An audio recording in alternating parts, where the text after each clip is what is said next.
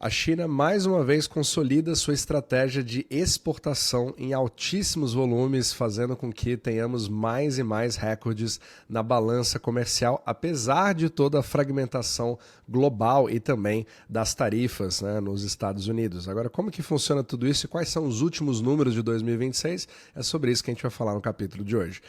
Então, primeiramente, a China, as exportações da China cresceram 21,8% nos primeiros 2 meses de 2026 e foi o maior ganho desde nos últimos 4 anos. Isso apesar de uma queda de 11% no volume de exportações para os Estados Unidos, isso continuou subindo em outras regiões. E aí eu fui até ver na fonte aqui, né, o volume total, se você pegar aqui na fonte oficial da aduaneira, né, como se fosse a receita, não é a receita deles, mas o Siscomex deles lá, né? Você percebe aqui um volume, né? Esse aumento de 18,3%, tanto no volume total, tanto de importações quanto de exportações, sendo que somente nas exportações você teve um aumento de 4,62 trilhões de yuan, então um aumento ali de praticamente 19,2% em relação ao ano passado, o que é bem expressivo, mas fica tranquilo, eu sei que você não deve estar entendendo muita coisa aqui, mas a gente fez uma apresentação justamente para poder entrar aqui nos detalhes. Mas antes de mais nada, se você gosta desse tipo de conteúdo, né, sobre liquidez, como que isso funciona ao redor do mundo, como que todos os cenários macroeconômicos, na verdade, estão caindo por terra diante de um mundo cada vez mais fragmentado nesse fourth turning, você pode nos acompanhar pelo Substack, onde você vê vídeos como esse aqui, de forma totalmente gratuita, diariamente de segundas a sextas-feiras, mas se você quiser agir sobre o seu portfólio, ter ideias, referências, a gente compartilha não somente o nosso próprio portfólio, que a gente faz ali várias atualizações, e também membros podem ver a alocação em tempo real, sempre que a gente fizer uma mudança. E também para os membros Pro, a gente disponibiliza um dashboard com vários outros tipos de ativos para você poder seguir também. Então todos os links estão na descrição abaixo, mas é totalmente gratuito de você fazer parte do Substack. Então vamos lá. A balança comercial da China, ela realmente vem surpreendendo cada vez mais, porque é de fato a estratégia maior da China para o crescimento, né? Apesar de que ela está tentando ali fazer um reaquecimento da sua economia, principalmente no lado doméstico, inclusive no mercado financeiro, o ganha-pão mesmo são as exportações, e eles fizeram isso baseado na política do Belt and Road, né, o cinturão e rota, que trouxe vários países, principalmente da Ásia e da Europa. Então, quando a gente dá uma olhada no volume, de fato, né, que ele é extraordinário. Então você vê aqui o superávit comercial, 7,73 trilhões de RMB, né? Ou seja, 18% a mais do que o ano passado, o mesmo período do ano passado. E você vê claramente o descompasso, na verdade, se você pensa num mundo mais mercantilista, onde quem exporta mais automaticamente tem que fazer alguém importar mais, então você tem aqui as exportações bem maiores do que as importações. Então são 4,62 trilhões de RMB comparados com 3,11 trilhões nas exportações, mas ambos cresceram, então 19,2% nas exportações e 17,1% nas importações. Então claramente isso está dominando em 2026. Agora, para onde estão indo para onde está indo esse movimento, né? Então, literalmente, é o que a gente chama de Asian, né, countries, ou seja, são aqueles países que ficam ali na própria Ásia, né, como Tailândia, Bangladesh, etc., Japão, Coreia, todos os países ali dessa grande Ásia, e principalmente a União Europeia. Então, aqui vai ser interessante a gente poder ver, porque tecnicamente, a União Europeia faz parte do Ocidente, mas como é que fica agora nesse mundo de statecraft, onde você tem uma divisão cada vez maior? Então, a a necessidade de você manter a parceria com a União Europeia é gigantesca, porque ela é quase metade de todo o volume de exportação da China, e ela precisa escoar esses produtos justamente porque você está tendo uma compensação em relação ao que está acontecendo nos Estados Unidos. E mesmo com uma queda de quase 17% em relação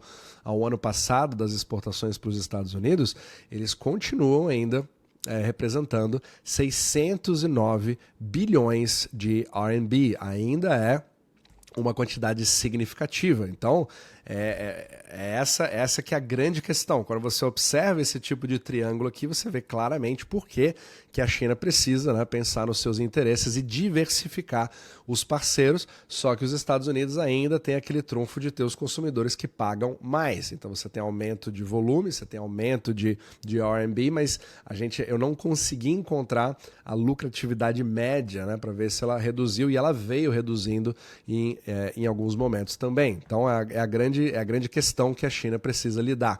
Só que isso claramente é um sucesso desse efeito cinturão e rota, porque ela tem uma dominância de mais de 50% desse volume. Não foi uma coisa criada de um ano para o outro, foi uma coisa criada ali em várias décadas para trazer de forma estratégica, né, ao longo do tempo, esses parceiros e manter esse fluxo fluindo para garantir que o capital continue entrando, e é o que faz a China, inclusive, ter ali a sua grande, digamos assim, também na parte financeira. Se você entrar aqui deixa eu até colocar aqui, no Yuan, né, como é que ele está se comportando nesse exato momento, você vê, isso explica também grande parte do movimento de queda, né, do dólar em relação ao Yuan, porque se você tem uma enxurrada, acho que é um dos volumes, se bobear, um dos volumes inéditos da história da humanidade, de você ter uma balança comercial nesse nível, isso cria uma enxurrada de dólares entrando na China, fazendo com que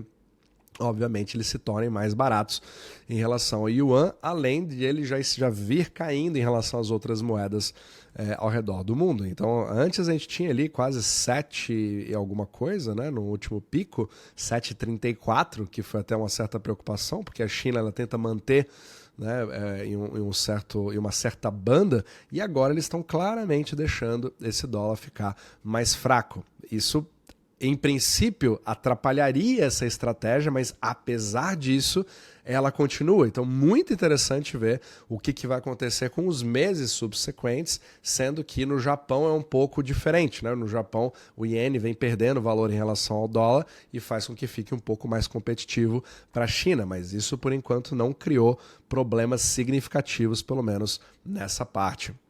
Então vamos ver como é que essa guerra de braço vai ficar. Muito interessante, né? Então, 4 trilhões de RMB baseados nesse cinturão e rota. E aí você tem... aqui são só alguns detalhes em relação a como que isso... Os setores que mais criaram as modalidades da operação, na verdade, né, foi justamente um salto nessa eficiência logística. Então, toda a logística alfandegada teve um crescimento ali de quase 40%, né, mostrando que houve uma grande modernização. Você tem vários portos na China que são completamente automatizados, etc. Então, as cadeias de suprimento na China, elas são um dos principais fatores que permitem esse volume. É assustador o volume de exportação criado. Agora, outra coisa que também me chamou a atenção no relatório, e tudo isso aqui é baseado dos dados chineses, né?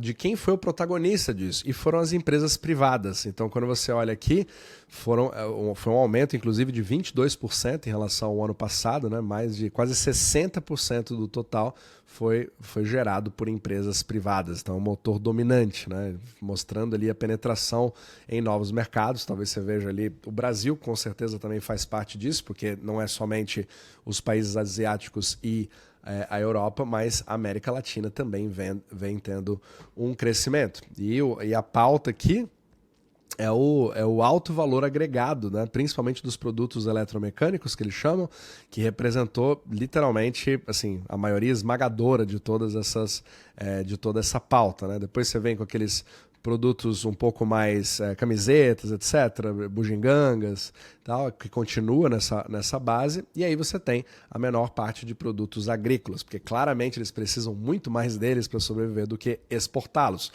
E aí Você tem a parte da importação, então a grande pauta aqui, e foi um crescimento gigantesco, são também produtos eletromecânicos, né, importação de componentes críticos, etc. Baseado nessa corrida da inteligência artificial. Você também, obviamente, vai ter o minério de ferro e o petróleo. E aí chama muito a atenção, né? Vamos ver o que vai acontecer aqui, porque todos esses dados são de antes da guerra do Irã. Então vamos ver como é que isso se comporta a partir de agora com os próximos números. Então assim que atualizar, a gente pode fazer até um comparativo, né, como tema de vídeo para a gente ver na próxima vez. Então aqui, o pensamento chinês aqui seria de você criar meio que esse fluxo, né? Você tem importação de commodities, ferro, petróleo, componentes, aí você faz o processamento nessa logística super, digamos assim, num sisteminha que funciona como um reloginho, né? Extremamente eficiente, sendo liderado por empresas privadas, e aí você tem a transformação. E o objetivo é você fazer esse escoamento pelo Cinturão em Rota e pelo ASEAN, né? O grupo de países ali da Ásia, para tentar blindar contra os Estados Unidos, né? Sendo que vem caindo cada vez mais esse tipo de volume. Então vai ser muito interessante, né, ver o que acontece a partir do momento que nós tivermos os próximos dados, porque essa ruptura pode ser que ela esteja diante de um cenário de perigo, né? Então vamos ver qual foi o impacto, principalmente ali com o Estreito de Hormuz, etc. E as tensões que nós estamos vendo agora, que com certeza vão atrapalhar isso um pouco, mas a China demonstra claramente que ela está diante de um cenário onde ela quer continuar a fazer esse grande volume e bater recordes atrás de recordes.